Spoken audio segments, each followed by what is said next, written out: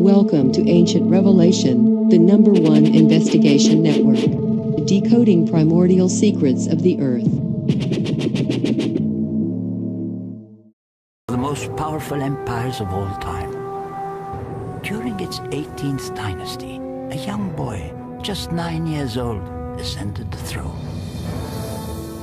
His name was Tutankhamen.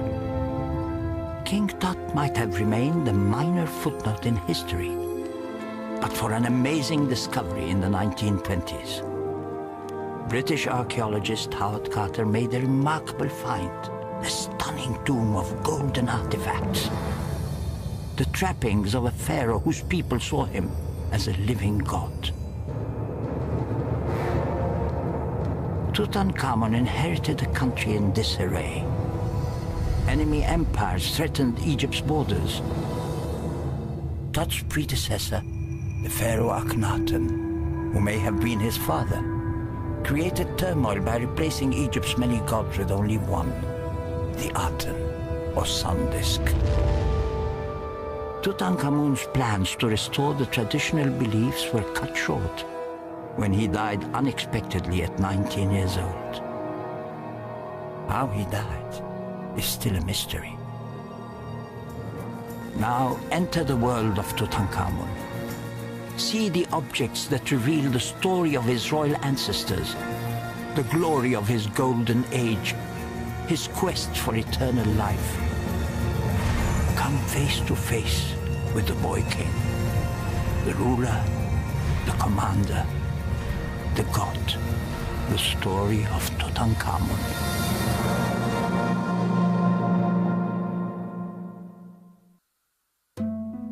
I am Omar Sharif. Welcome to Tutankhamun and the Golden Age of the Pharaohs. We're about to begin an enthralling journey deep into the heart of ancient Egypt.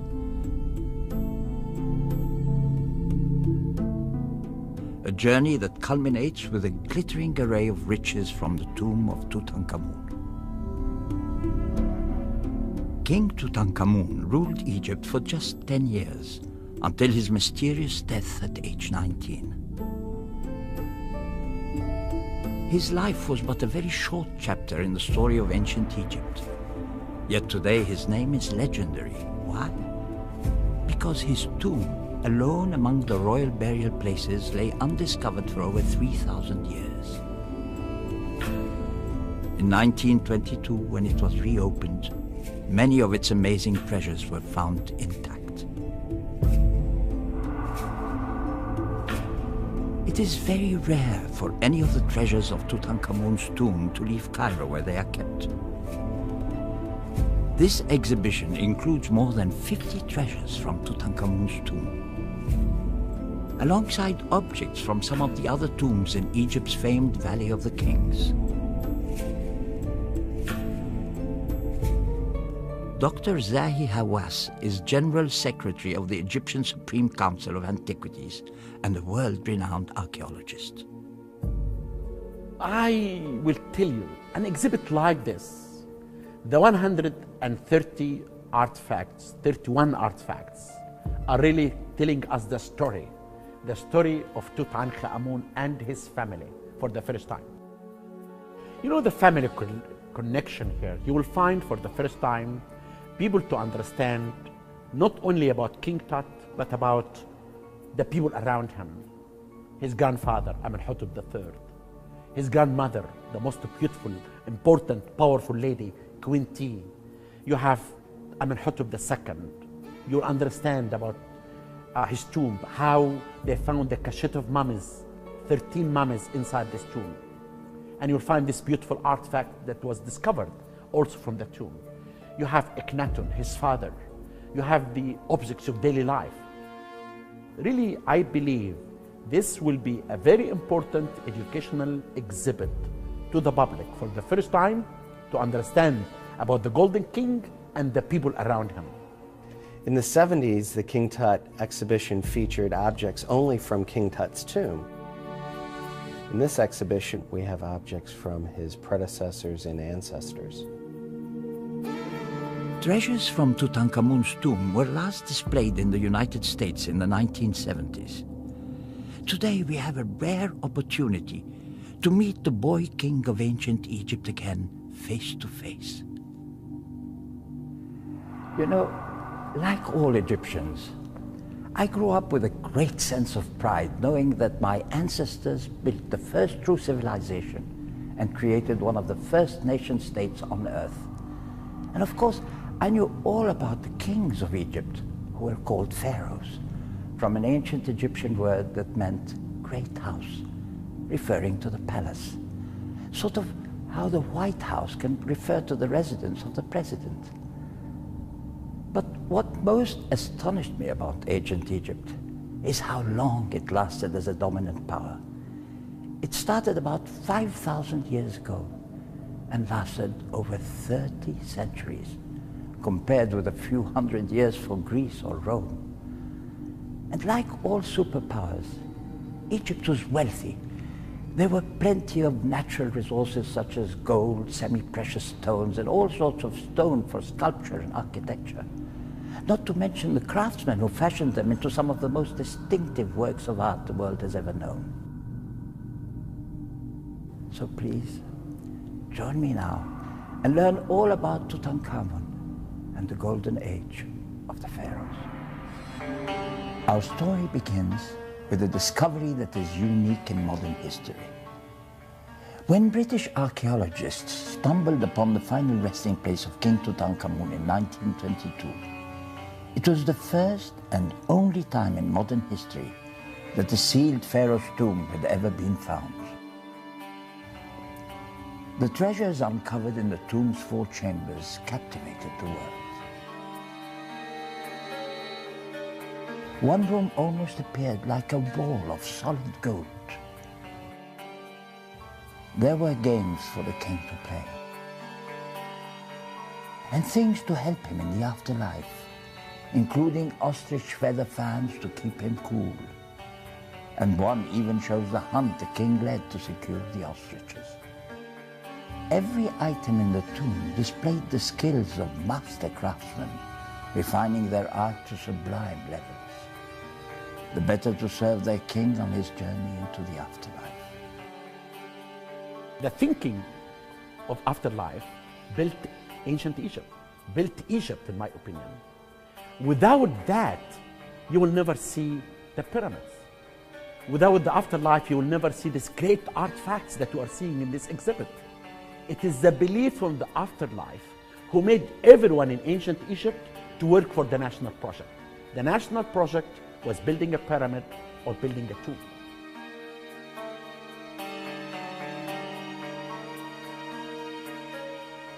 This exhibition includes more than 100 priceless objects.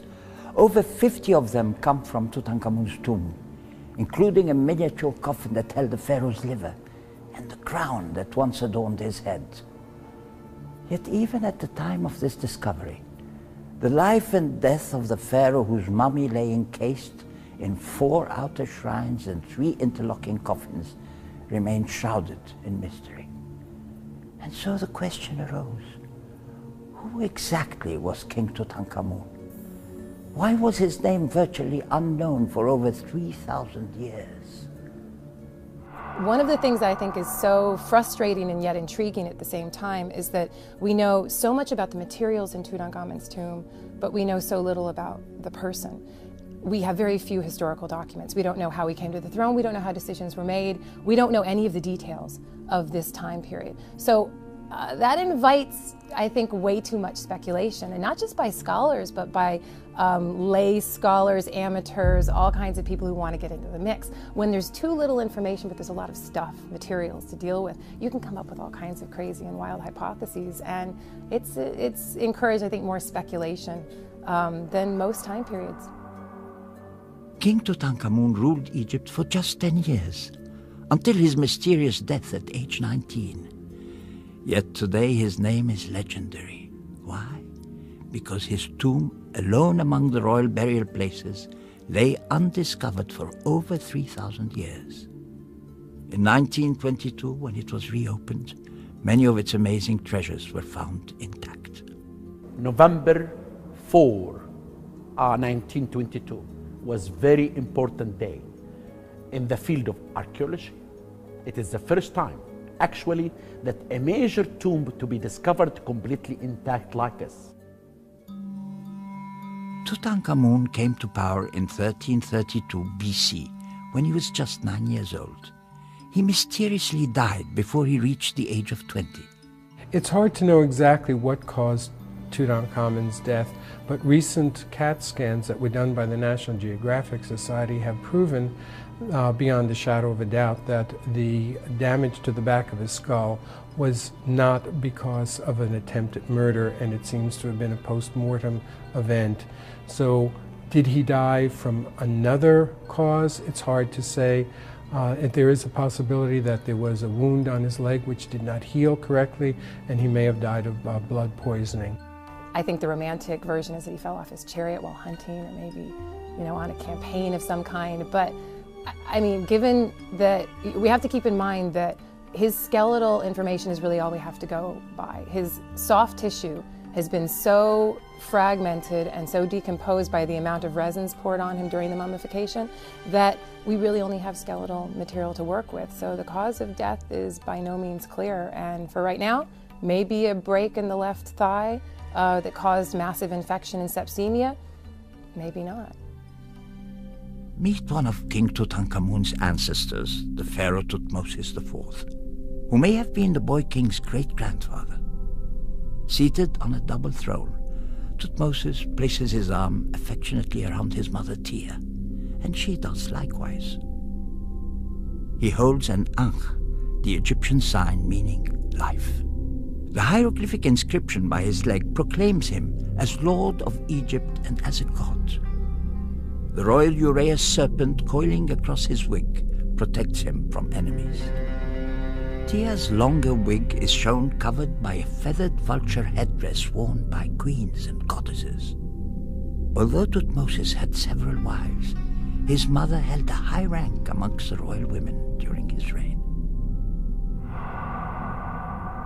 Some scholars think this may be an image of Meritaten, King Akhenaton's eldest daughter. Her younger sister, Ankhenamun, was married to Tutankhamun. The princess's expression is full of serenity, yet the subtle coloring of the eyes and the mouth with its shadowy dimples at each corner gives us a strong sense of life behind the stillness. Other images of the princess and her sisters show them with unnaturally elongated skulls, as you see here. This form was sometimes used in Egyptian art to indicate a child's age and status. This head likely portrays Queen Nefertiti, whose beauty is legendary. Nefertiti's face is a masterpiece of stone carving. Notice how the sculptor shaped the hard brown quartzite to give it the smooth surface and gentle curves and planes of a real human face. Look especially at the mouth. Between soft dimples at either side, its full lips are carved in bold relief, creating shadows that make them seem incredibly realistic. Nefertiti was chief among the wives of King Akhenaton, the man who was probably Tutankhamun's father. However, Tutankhamun's mother was probably one of Amenhotep's secondary wives. Nevertheless, the young Tutankhamun was raised and educated at Nefertiti's sophisticated court. It's difficult to be absolutely precise about Tutankhamun's parentage because we don't have all the information that we would like to have. It is very likely that Akhenaten was his probable father.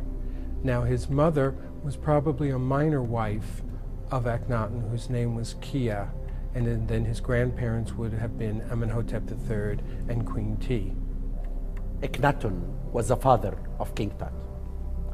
And this is why I believe that maybe he was born first in Thebes, and after that he moved to Amarna with his father. And his mother died, Kia, when she was delivering him. And he lived in Amarna. I think Nefertiti was the one really who raised him. And he stayed in the palace, running and playing with the 6 beautiful daughters of Queen Nefertiti. And he married one of them, Ankh, S.N. Ba'atun, and he changed her name into Ankh, S-N, Amen.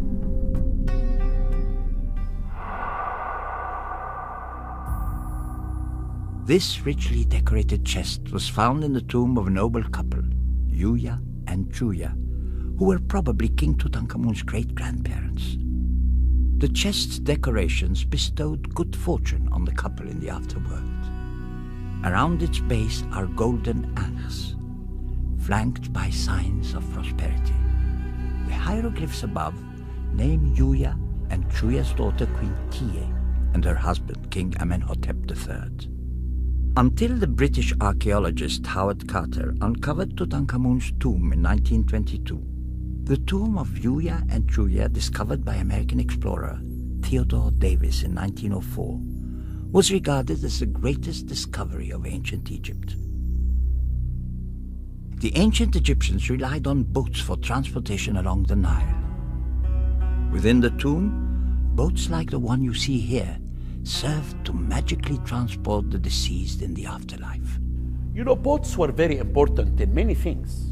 We have evidence that the ancient Egyptians used to send boats to Lebanon to bring the cedar wood. And boats were very important for transportation in the Nile. The Nile was really the main transportation for the ancient Egyptian. And there are solar boats, one for the day and one for the night. This model represents an elegant royal riverboat with a central cabin and seating for 20 oarsmen. It comes from the tomb of the Pharaoh Amenhotep II, who died about 60 years before Tutankhamun was born.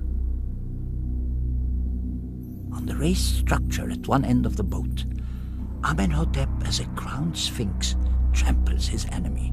Below him are protective deities and signs, including the wedged eye of the falcon god Horus, which protected against evil. During Egyptian funeral rituals, boats often carried the body across the Nile towards its final resting place. The ancient Egyptians believed that after death the pharaoh joined the sun god in his dayboat as he sailed across the sky. At night, they traveled by boat through the underworld until they rose gloriously into the sky once more at dawn. This is a shabti, or funerary figurine. A shabti represented the deceased person in the beyond, and could be called upon to act in his or her place when the gods required workers to assist them. Even kings needed shabtis in their tombs. We'll see some from Tutankhamun's tomb later in the exhibition. Inscriptions on this shabti identify it as belonging to Thutmose, a mayor and high priest who died about 40 years before Tutankhamun became king. The shabti's blue skin and face indicate that it is divine. Beneath the crossed hands, a vulture representing the sky goddess Nut spreads her wings to protect Thutmose's body. The hieroglyphs on the lower body contain the shabti spell from the Egyptian Book of the Dead, a sort of guidebook to the afterlife.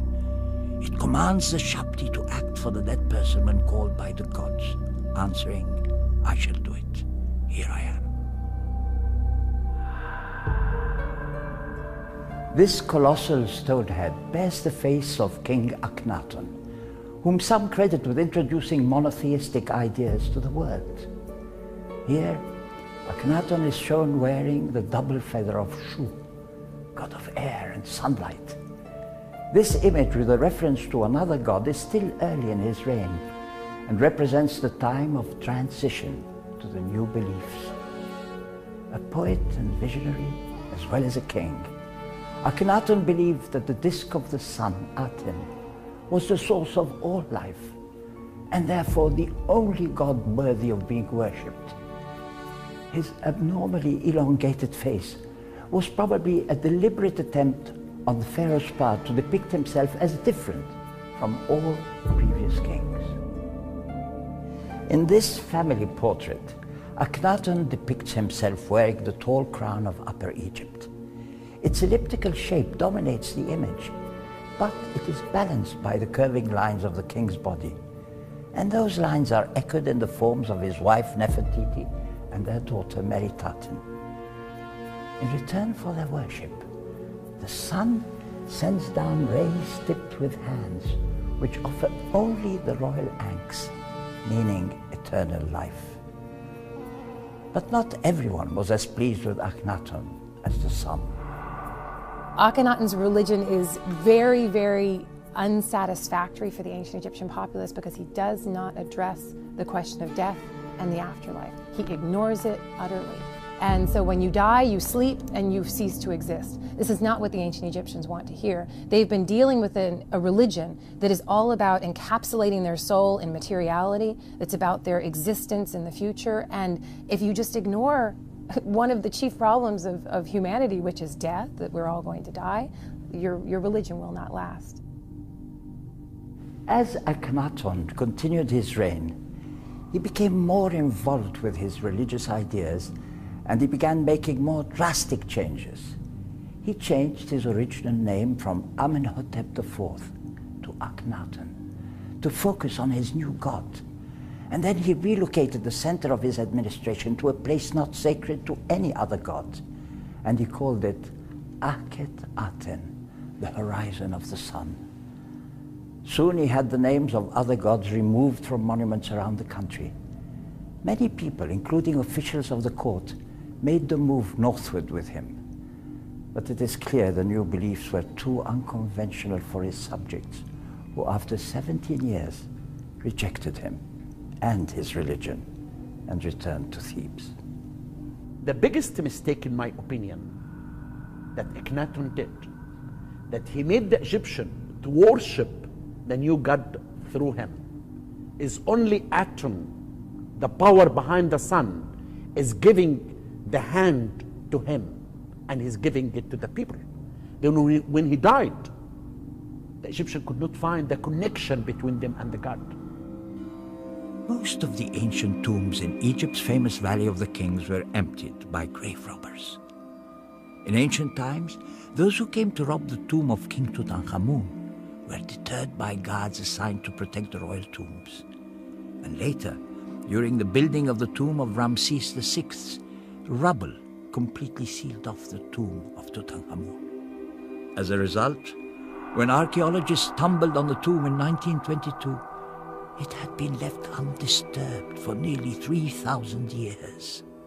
And Tutankhamun, who was relatively short-lived and insignificant in the long history of Egyptian pharaohs, suddenly achieved an extraordinary degree of fame. In my opinion, the King Tut was so lucky. The thieves entered twice in the tomb. But when they were building the tomb of Ramses VI, all the stones came from up down, completely sealed the tomb away from everyone. Look closely at the larger of the two masks in this case. At first, we might imagine this gold-leafed mask was simply a decorative item. But in fact, it is a miniature funerary mask made to cover the head of a 5-month-old fetus.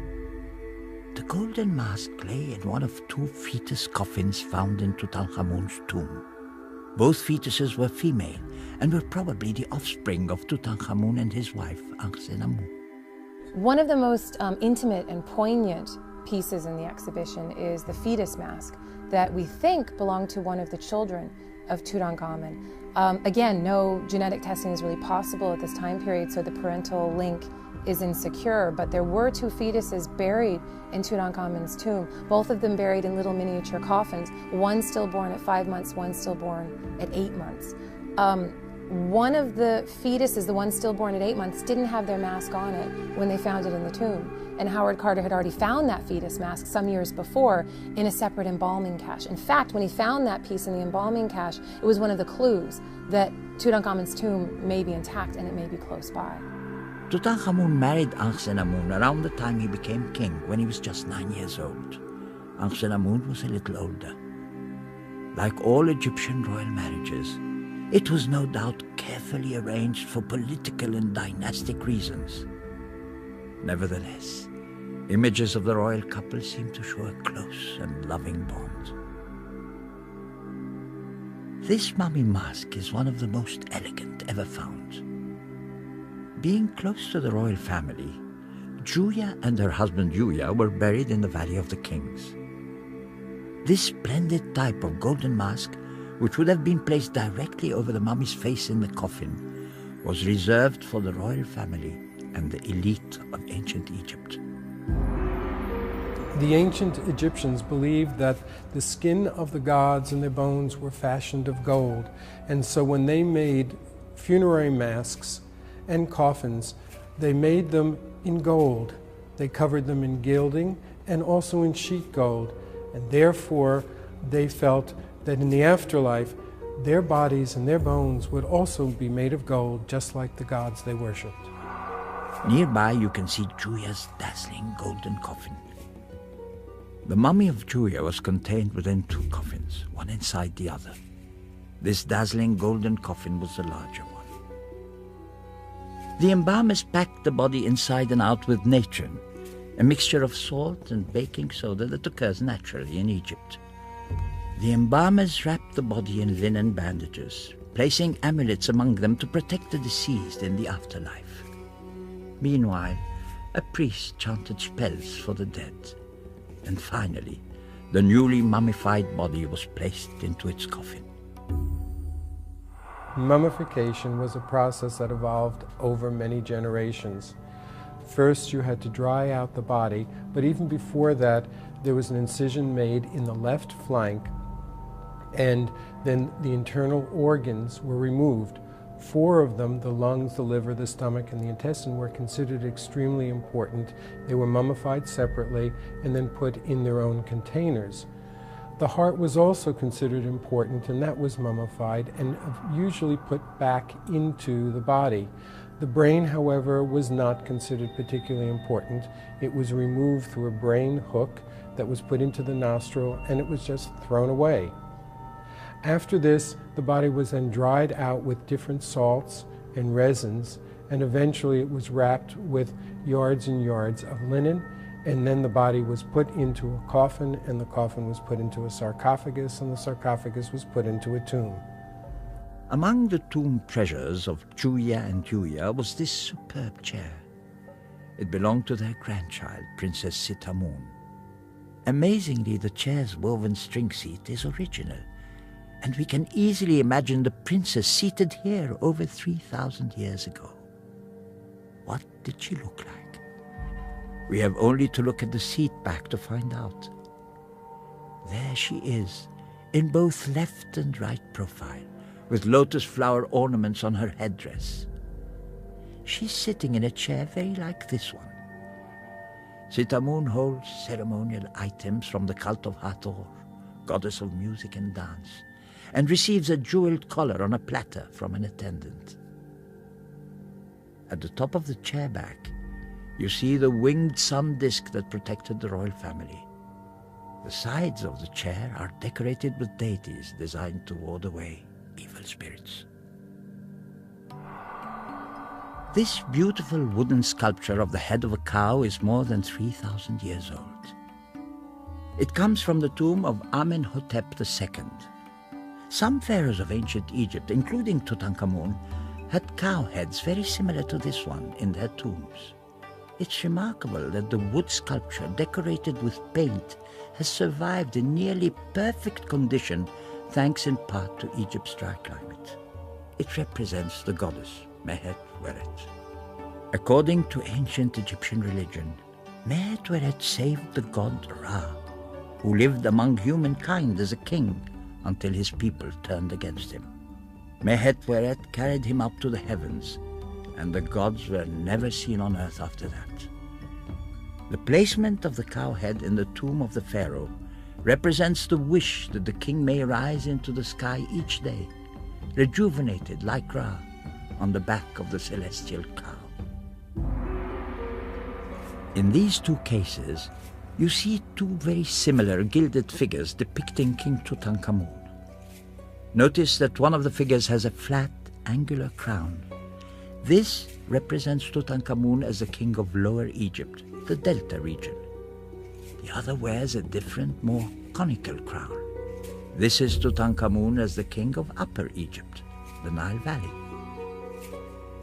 In both figures, he holds a flail emblem of royal power, and the curved staff symbolizing the king's role as his people's shepherd. Both of these magnificent works of art are part of the treasury of objects found inside Tutankhamun's tomb. But it's strange that the faces do not look like other images of Tutankhamun. They were probably made for someone else, another ruler. Tutankhamun died suddenly at the age of 19, and his court was no doubt unprepared for his burial.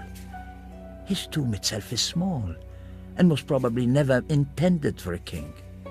But it had to make do, and the various objects placed within the tomb had to be hastily assembled to ensure his well-being in the afterlife. Tutankhamun's tomb was located in a remote area of the Valley of the Kings, which would not usually have been used for royalty. And when it was found, it was much smaller than those of his predecessors and his successors. The decoration on the walls also was very unusual for a royal figure. And because of all of these reasons, it is likely that this tomb was not actually created for him at first and was probably being prepared for someone else. Because his death was unexpected, he was put into the smaller tomb, which could be completed very quickly and then buried with many artifacts and objects that he would have used in life. This large wooden shield from Tutankhamun's tomb was probably used on ceremonial occasions, since its delicate open-work decoration would offer no protection in battle. Here, Tutankhamun appears as a sphinx, wearing the double crown of Upper and Lower Egypt. Below the creature's paws, Nubian captives struggle, symbolizing Egypt's domination over that land. The ancient Egyptians spent much of their lives preparing for their own deaths and whatever followed it. And because they thought they were dealing with eternity, they believed that anything put in a tomb must be designed to last forever.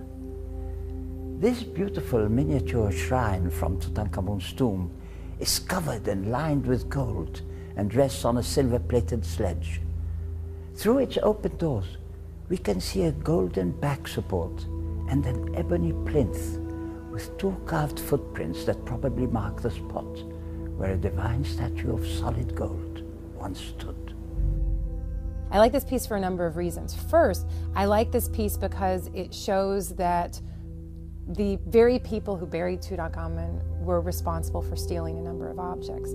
That shrine held a solid gold or solid silver statuette that is now missing. So the people who buried him then closed that shrine, sealed it up, no one was to know the wiser, and somebody pocketed the statue. And you have these little empty footprints on a plinth that was placed inside of that shrine, and that was how Carter found it. This shrine is one of the most beautiful pieces of goldsmithing that I've seen. The shrine's exterior is decorated with scenes depicting Ankhesenamun as a perfect wife and queen to Tutankhamun. She pays homage to her husband, hands him flowers and religious artifacts, participates in ritualized activities, and accompanies him hunting in the marches. The other thing about this shrine that I really love is that it's not clear what it's meant to do. Every piece in Tutankhamun's tomb had a function. Every piece had a religious function. The function of this shrine is not clear to me. We don't have the statue that belongs inside of it, and we don't know, is it meant to bring Tutankhamun and Ankhesenamun together in the afterlife so that they'll always have that companionship? That's one theory. Or is it meant to make sure that he always has a kind of sexual companionship in the afterlife? She is depicted in a very nubile, young, feminine, beautiful way. I really like that this object brings up more questions than it answers, and I like that about the exhibition as a whole. Fans were essential in Egypt's hot climate.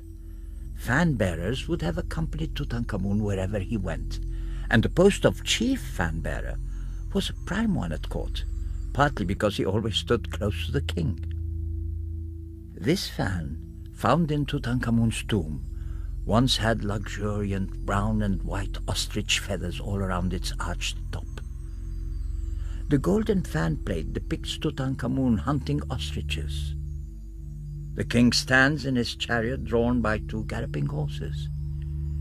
He pulls his bow taut, aiming at an ostrich. For me, when I really look at the fan, and you look at how the artist in the gold draw this scene of King Tut hunting the wild animals, and that is, in my opinion, is a masterpiece.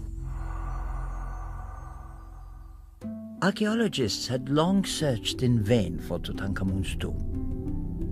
In November 1922, Howard Carter, funded by British nobleman Lord Carnarvon, was working in the Valley of the Kings. The area had already been heavily excavated by others. Disappointed by Carter's meager discoveries so far, Carnarvon was about to stop funding the excavations. But suddenly, their luck turned. After several seasons, Lord Carnarvon began to get a little bit anxious about how long it was taking Howard Carter to find something really significant.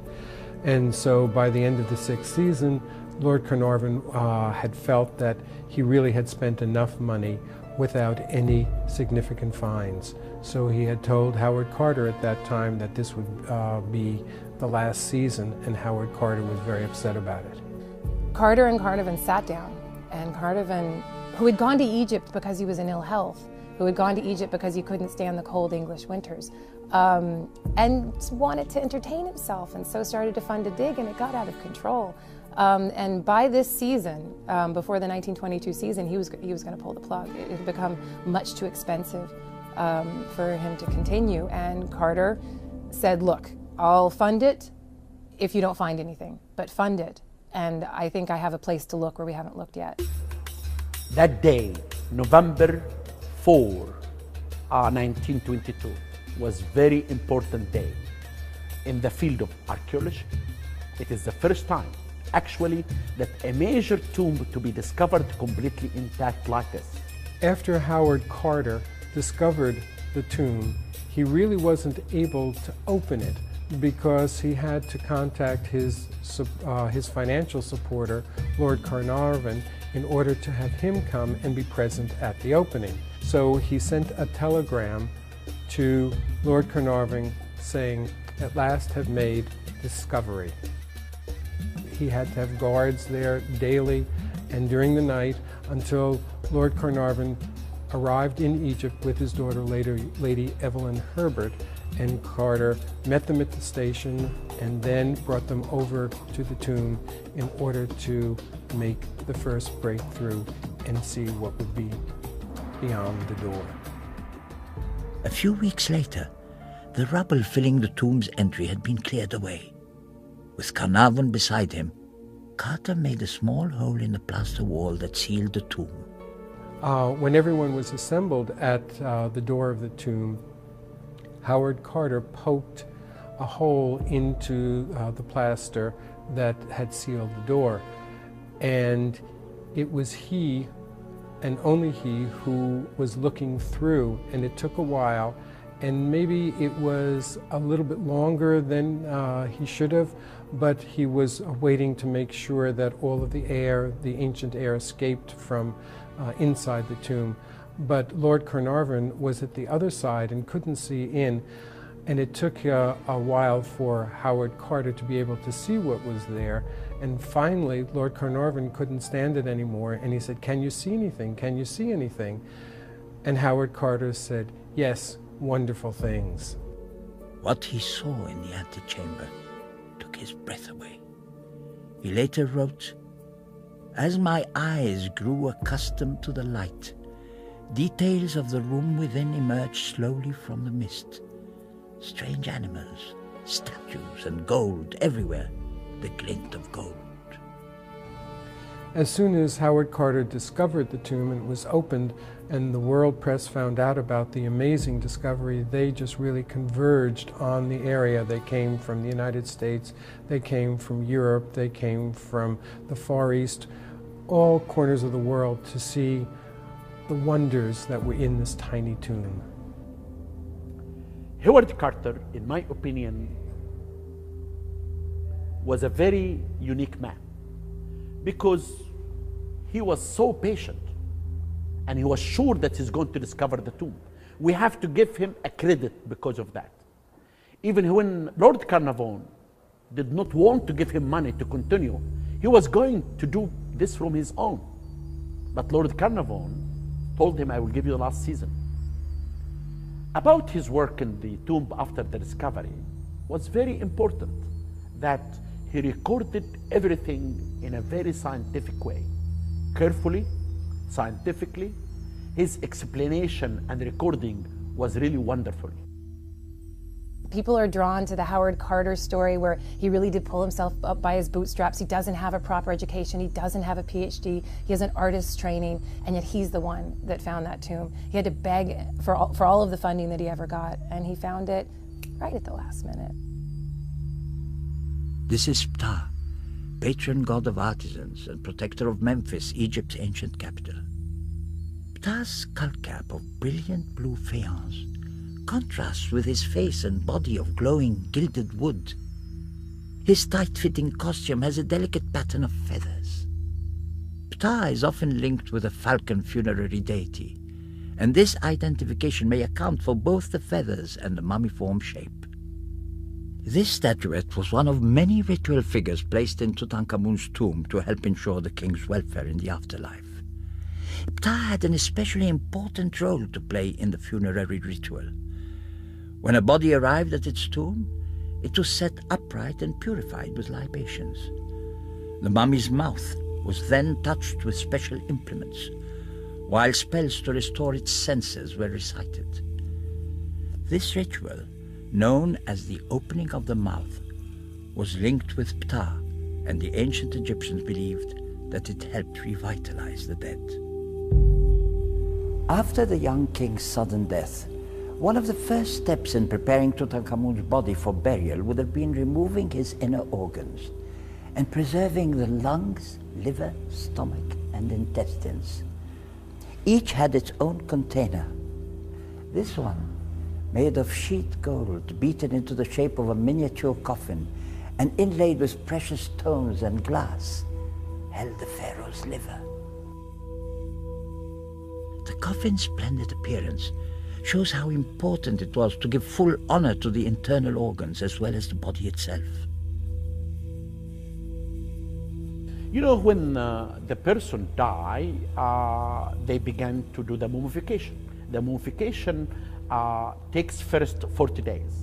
And the 40 days when actually they take the organic, they open an area here, and they take from that the organics, and they put it in the 4 canopic jars. And after that, in the 18th dynasty, in the time of King Tut, they had a hole in the back, on the back of the head. That hole made many people to believe that this is indication of a murder, but that's not true. That is an evidence of mummification. And after that, they continue after the 40 days to go to 70 days. They dry the body with natron, and they cover the mummy with linen, and after that, they take the mummy to the ceremonies, the opening of the mouth, and the priest will say, I open your mouth, then you can drink and eat. I open your nose, then you can smell. I open your eyes, then you can see.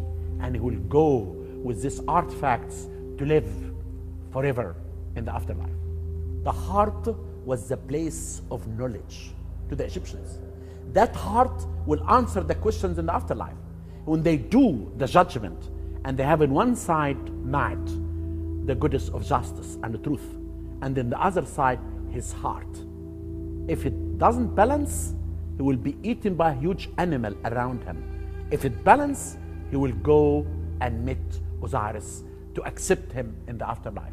If you make that transition, then you start on the journey into the next life, which is actually a very dangerous journey. And there are a number of texts known as the Book of the Dead, known as the Amduat. There's dozens of underworld texts that describe this very dangerous journey that's often compared to the journey that the sun god takes when he sets below the horizon in the western horizon, and he moves through the hours of night. And every hour brings on new dangers. Every hour brings on new trials and new demons and new dangers to be faced. And the deceased has to be prepared for all of those.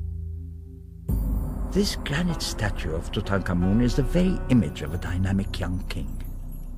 The statue is one of a pair found at Karnak, a state temple dedicated to the god Amun-Ra across the Nile from Thebes. An inscription on the figure's back calls Tutankhamun beloved of Amun-Ra, king of the gods. This bears testimony to Tutankhamun's return to tradition. Akhenaton had established his own new city and worshipped the disk of the sun as his only god. But early in Tutankhamun's reign, the court returned to Memphis, and Amun, along with the other traditional gods, was restored to favor. The reign of Tutankhamun had a very serious effect on ancient Egyptian traditions, religion, and culture because he was responsible for the restoration of the traditional religion, traditional ideas, and the way the monarchy had been before. You have to know that King Tut, when he became a king, he was 9 years old. He could not know a thing. He does not know really that he could believe in the religion of his father, of the one God. And this is why I believe that I became smart and Horemheb. They were planning to take the throne. And the first time that someone who doesn't have the royal blood will become a king, that as I. And this is why they wanted to go back in the hands of the strong people, the priestess of Amun, who controlled the country. And they moved King Tut from Amarna to Thebes, and he changed his name to Tutankhamun, or as Carter used to say, Tutankhamen. In some places on this statue, Tutankhamun's name has been replaced with that of Horemheb, one of his chief advisors, who became pharaoh not long after the young king died. Look for the small ivory box in this case. It was used to play the ancient Egyptian games of Jah and Senet. You played one of these games on the top of the box, then flipped it over and played the other game on the underside. The drawer contains 10 playing pieces and a bone-shaped dice. The hieroglyphic inscriptions list the king's names and praise his power and might. Rather off-putting if you're playing against him.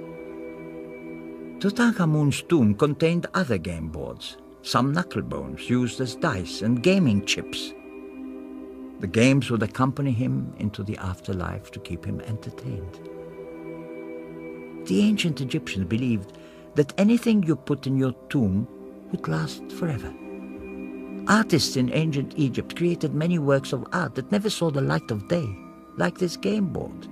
They were intended for the magical transition from life to afterlife.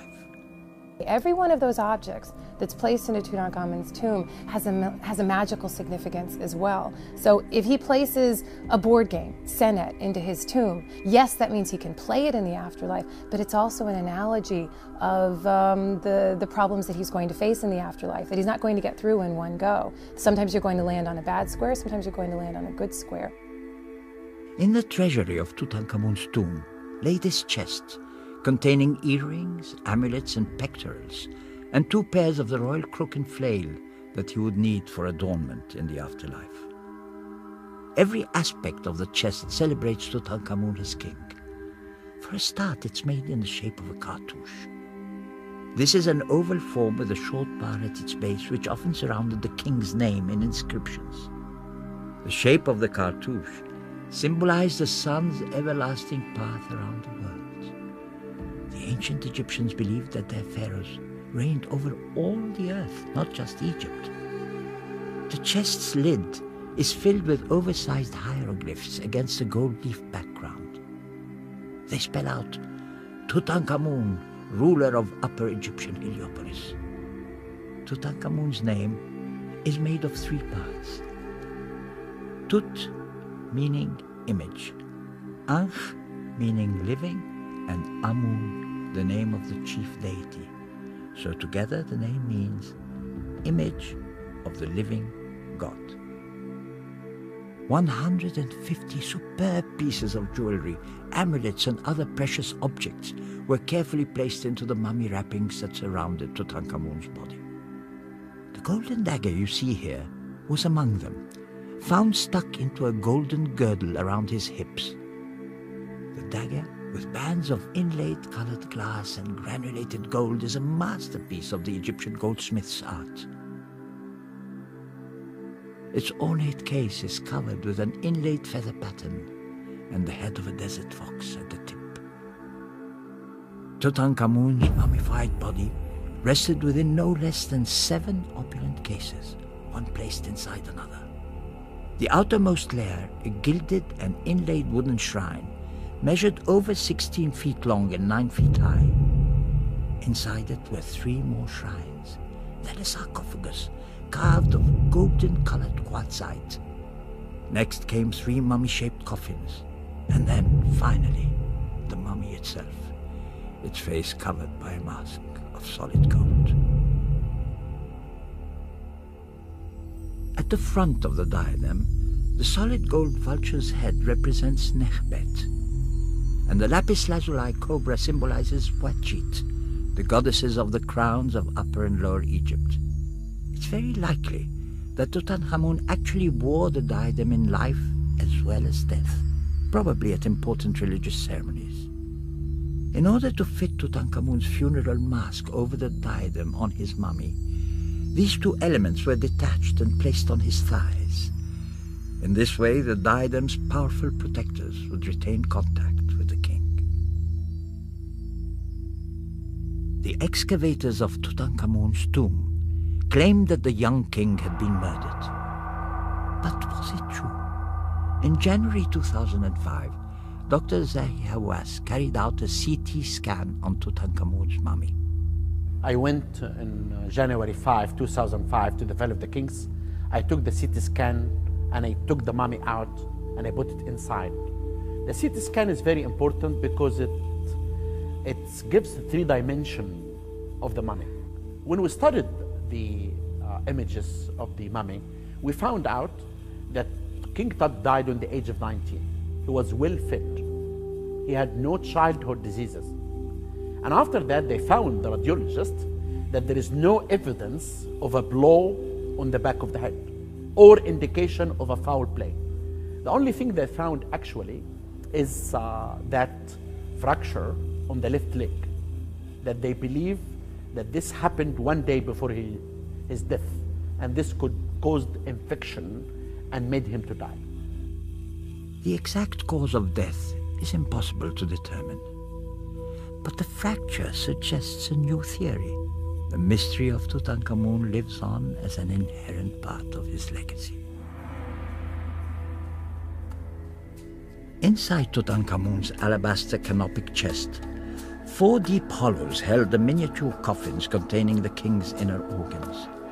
This head is one of 4 that acted as lids or stoppers to seal the hollows. During Tutankhamun's funeral, the canopic chest was placed inside a 6-foot-high gilded shrine and brought to his tomb in the funeral procession. And finally, we come face to face with Tutankhamun himself. The king wears a flat-topped golden crown on his head decorated with a protective cobra. This life-sized wooden figure may have been used as a mannequin to help the king's tailors fit his clothes, though it's more likely it was used in rituals as a stand-in for the king. His eyes gaze toward you, but somehow always through you, signaling that he not only has majesty and presence, but that his focus is not on the present. I believe, in my opinion, now we know a lot about King Tut, especially after we did the CT scanning and the examination of the mummy of King Tut. We really know now a lot about this mysterious golden king.